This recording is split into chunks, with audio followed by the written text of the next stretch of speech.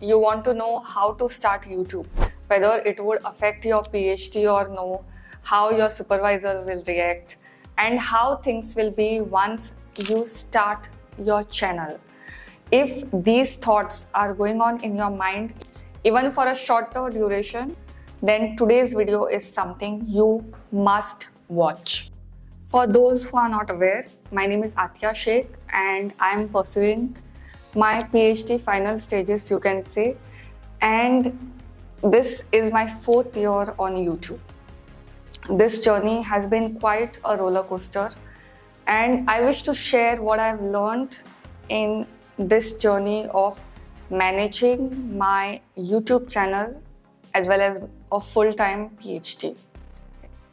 See, whenever we are living in an age where there is so much of information that you don't know what to understand, what to follow. Like, there are few YouTube gurus telling you have to post 3 times a week. There are few people who will tell you once a month is sufficient as long as the quality is top notch. But where do you stand in all this as a research scholar? Okay, so the first thing would be to understand what is your own productivity rhythm. Okay, like if I just give my example, I prefer getting the most important work of that day. I prefer to get it done in the morning. I don't like to leave things till evening. Okay, but I have seen some research scholars who do their most important things in the evening, late evening. That is when nobody is there in the lab, they want to work that time. Okay, like 10 p.m., 11 p.m. like that. And I have scholars, I have seen PhD students who will come at 3 o'clock in the morning to do the experiments.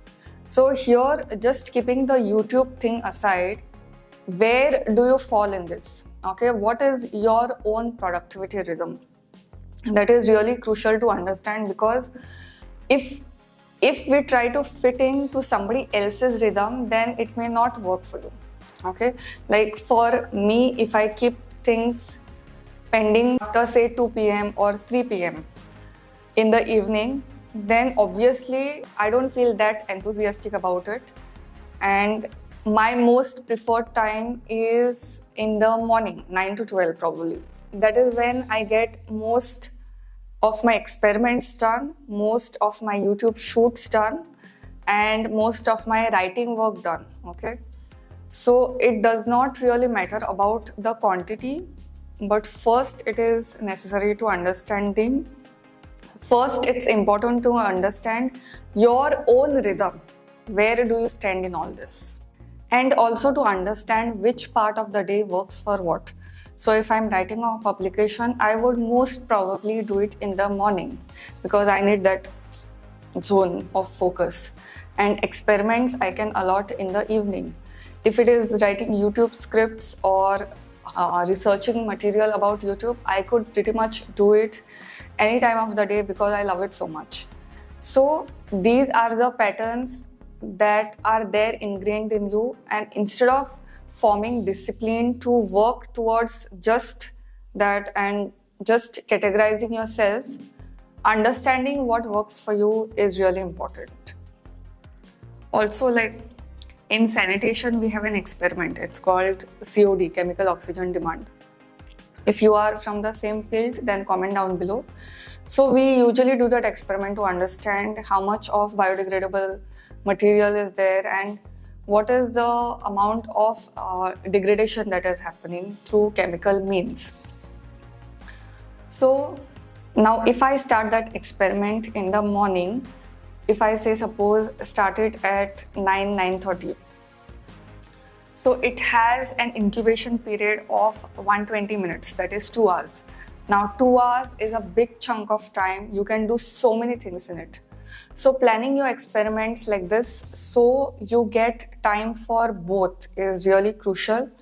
And also I would like to say that focusing on one thing at a time. So if you have put the experiment for incubation now you are just focusing on writing a script maybe, or you are just focusing on writing your publication. So these things are there, there will be several things happening, several people would be coming to meet you and things like that. But if you are in PhD, one important thing which is good about PhD is also its flexibility. Okay, you just need to churn out results and submit it. It doesn't matter whether you do it in the morning or at night, it doesn't really matter, right? That things such as, so understanding that is crucial. Now there is a lot of material on YouTube about how to write a script, how to really film yourself, how to do thumbnails and all that. So this video is basically on strategy. Okay, so if I just go to say that there are some YouTube gurus, as I've already mentioned in the intro, they will say once a month is sufficient, the quality has to be top notch. Some people will say twice a week is sufficient. Some people will say long form is gone now only short form. Let me tell you my take on it. When you are starting new, first the algorithm has to figure out in which category your content falls. Okay, so if you now type in the search bar PhD in bits, my channel comes on the first page. Okay, and that is how most of my videos related to bits also have gone viral. Now why did this happen? Because the algorithm has figured out that I am associated with bits. Okay, now and the algorithm has also figured out that I am associated with PhD. Okay, higher education, PhD, research, publications. If you search in any of these categories, somewhere or the other, whether it is in search feature or the suggested feeds, my videos are going to pop up. Okay, so that is one thing that you need to be mindful. In the initial stages, when you have 0 subscribers, the algorithm has to figure you out, and for that the quantity plays a major role in opposition as compared to the quality. Okay, so first point to understand is that initial days, whenever you start new, your quality will never be good. Okay, you may be a really professional, but when you are sitting in front of camera and speaking, the quality will never be as good as the creators or the norms. When I started new, I used to always get comments such as, your content is too raw, your content is not what YouTube audience watches, which I agree that was true in that case, because my editing used to be not good and other bells and whistles. I didn't have proper lights. I just used to by heart script. I used to say it on camera and that's it. Okay, that was how it used to be. But then I was also in the middle of the PhD. I was not getting some of the results. So that was also the frustration that was there. Apart from that, I was going through few things in my personal life as well. And all that khichdi used to reflect on camera. Okay. So if you know anything about camera does not recognize anything neutral. So if you are somebody who has a neutral expression maybe, okay, then it will take it and project it as a negative feeling. Either it is positive or it is negative, there is no neutral. So if you are in front of camera, you have to smile, you have to be happy. It doesn't matter whether you are internally happy or not.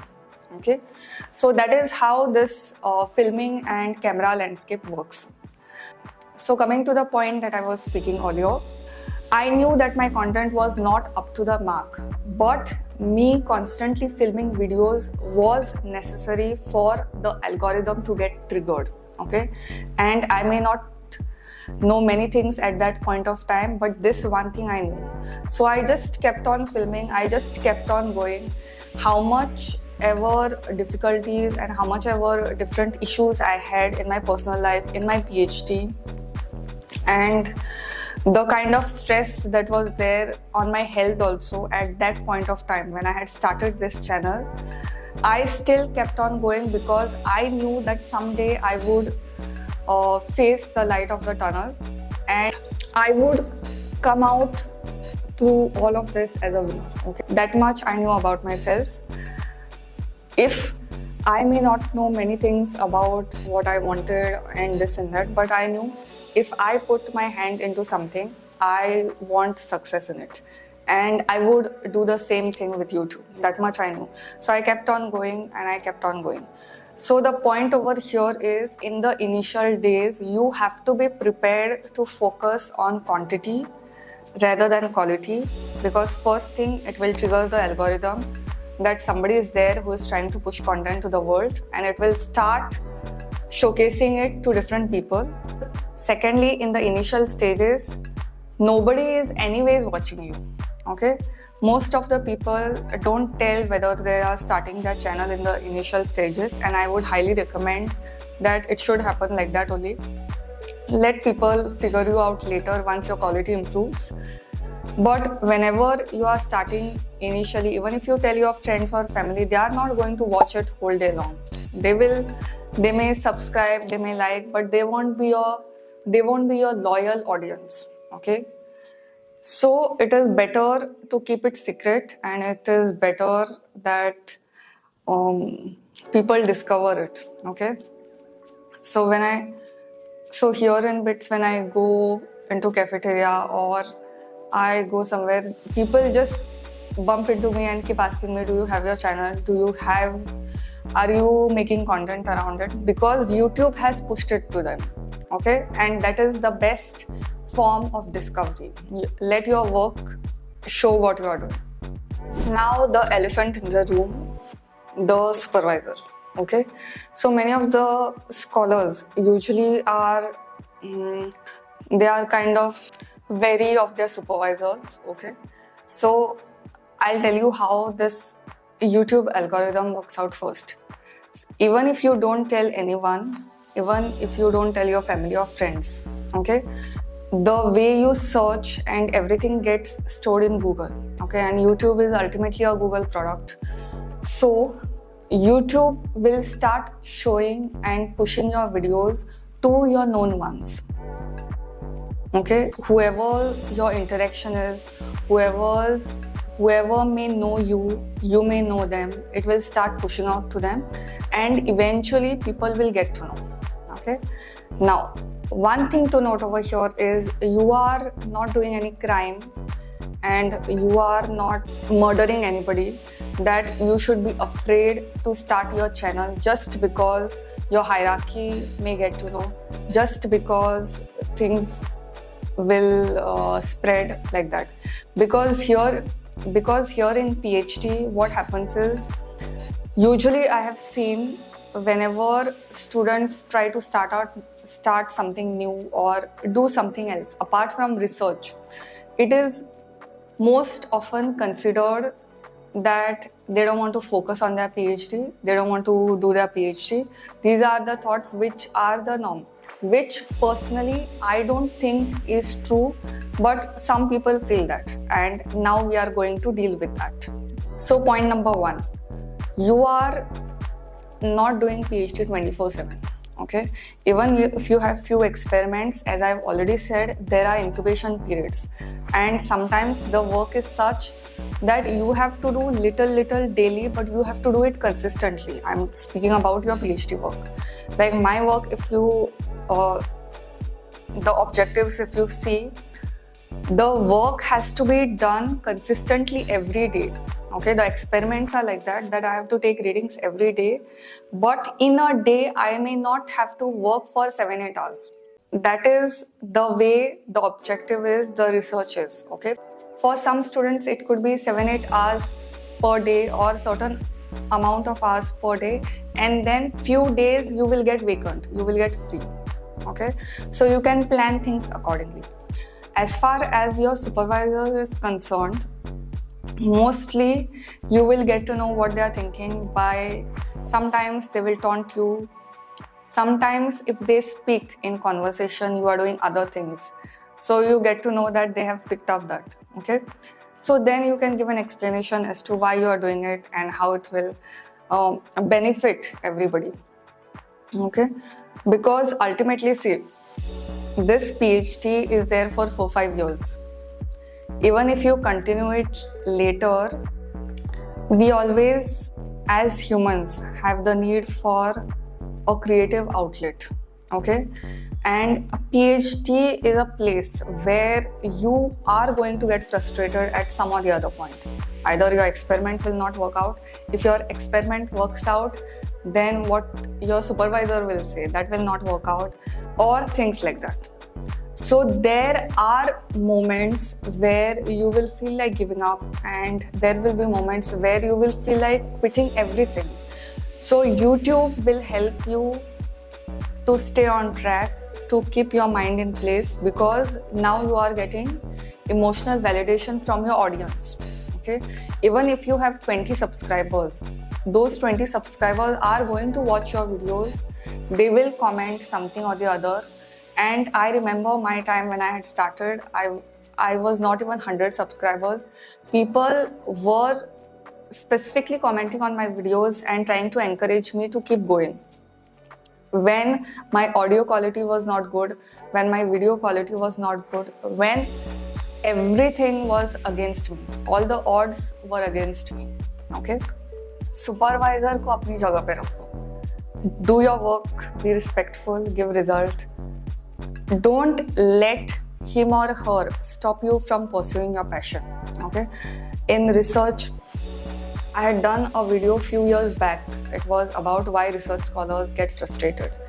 It is an old video, but still a really relevant video even today, because PhD as a course, as an academia, has not changed much.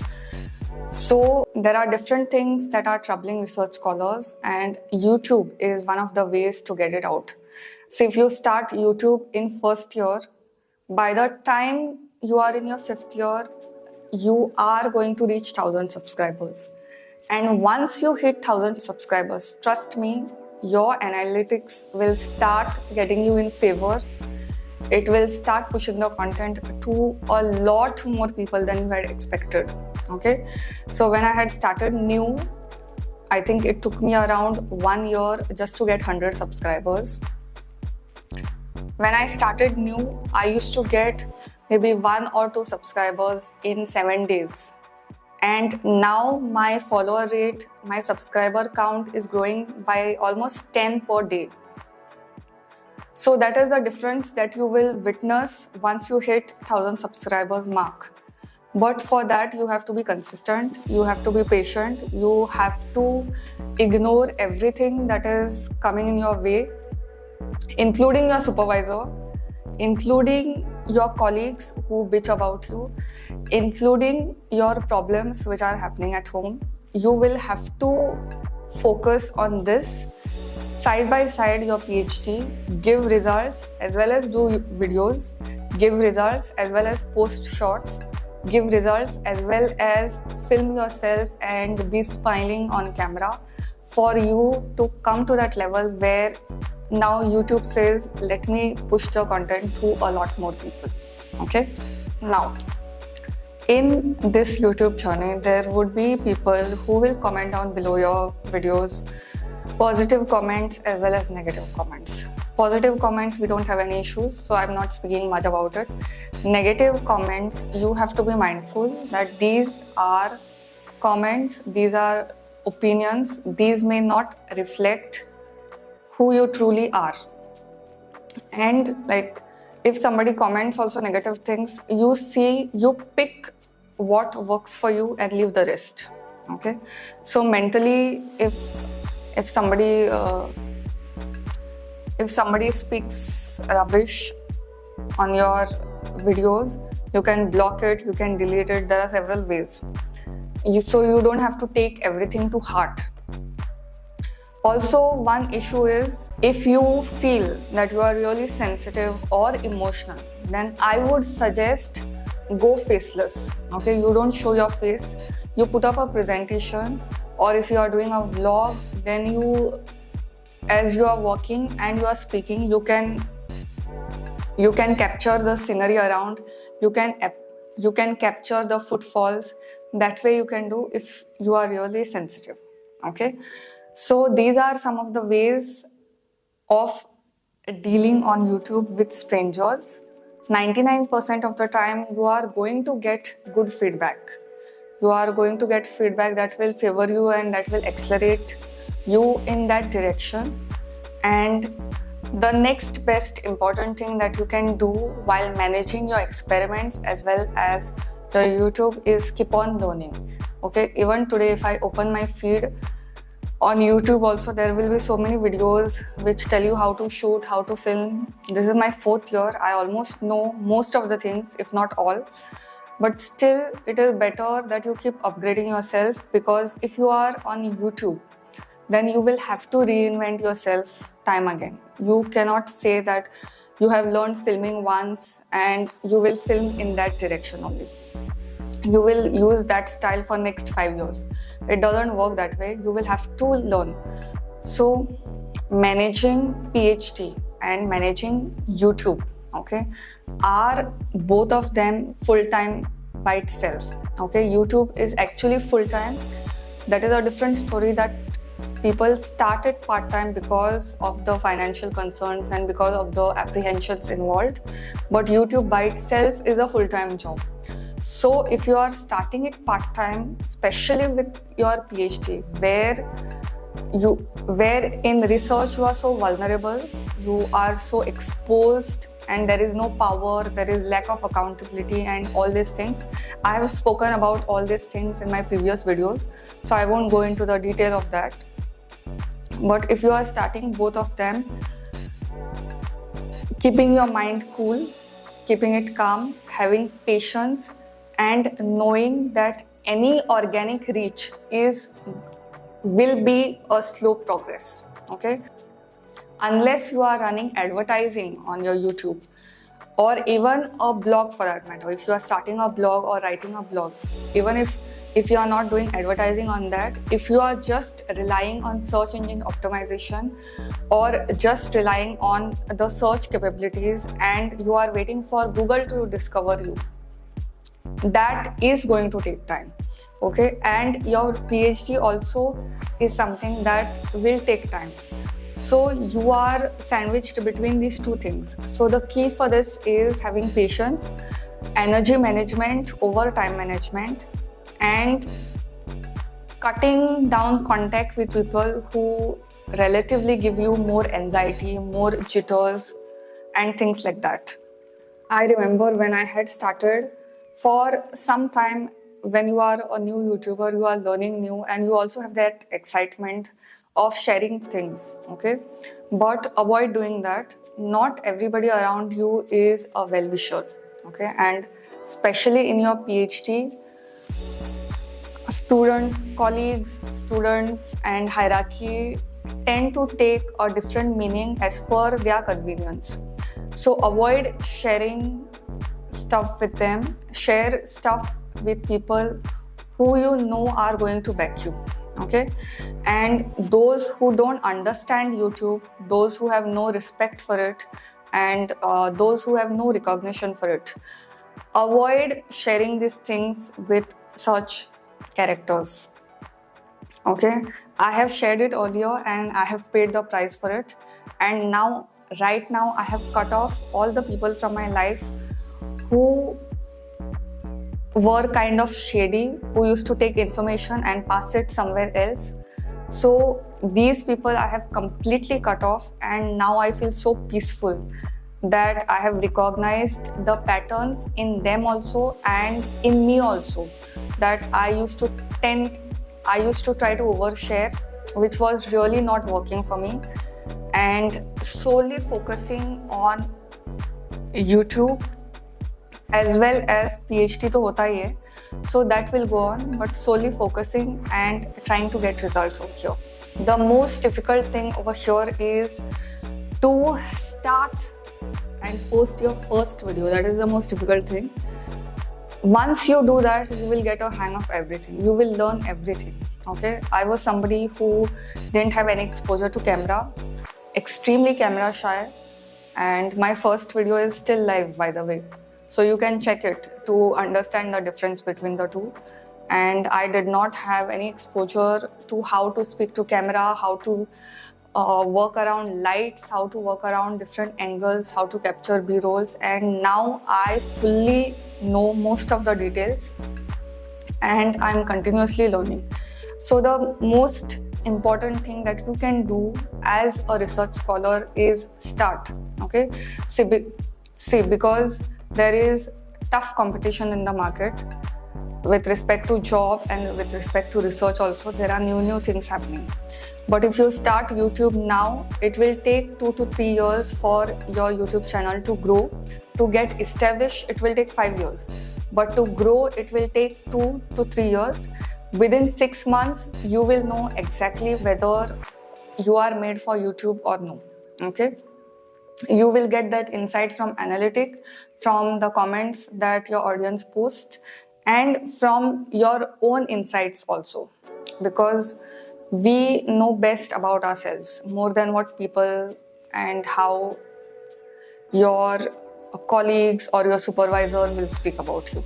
So you will get to know, and if you hit 1,000 subscribers within next 2 years, then there is nothing like it. Then your channel will grow like a rocket.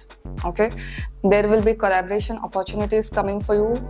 Even if you reach 2,000 subscribers, 3,000 subscribers, people will want to collaborate with you.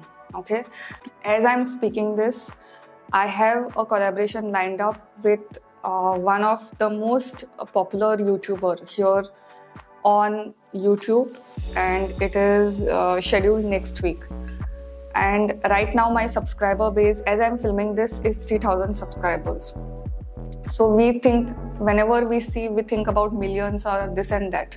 But when you start growing, people will notice that you are growing and will want to collaborate with you, will want to work with you, irrespective of what your subscriber base is. As long as your quantity is, as long as you are consistent with the platform, and as long as you are posting good quality content, whether it is in entertainment or information based or infotainment for that matter. So don't wait for any validation. This is the time you have to start it, so you get a push and you stand out in this world where everything is result based. Okay, my wish is with you. Any doubts, you get back in the comments. Till the next time, bye. Thank you so much for watching. Please hit the like and subscribe button for more information. See you in the next video.